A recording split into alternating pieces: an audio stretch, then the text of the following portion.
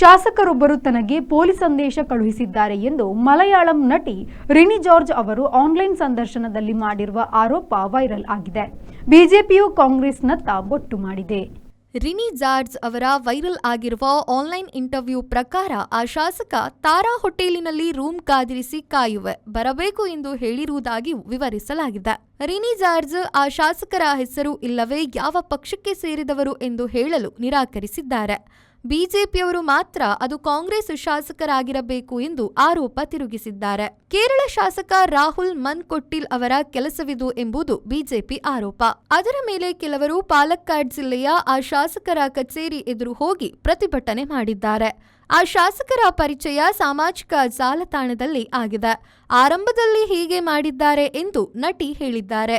ನ್ಯಾಯಾಂಗದ ಬಗೆಗೆ ನಂಬಿಕೆ ಕಡಿಮೆ ಇರುವುದರಿಂದ ದೂರು ಕೊಟ್ಟಿಲ್ಲ. ಆ ಶಾಸಕರು ನೈತಿಕತೆ ಇಲ್ಲದೆ ಅವರ ಪಕ್ಷದಲ್ಲಿ ಹುದ್ದೆಯಲ್ಲಿದ್ದಾರೆ ಎಂದು ನಟಿ ಆರೋಪ ಮಾಡಿದ್ದಾರೆ. ಬ್ಯೂರೋ ರಿಪೋರ್ಟ್, ವಿ4 ನ್ಯೂಸ್, ತಿರುವನಂತಪುರ.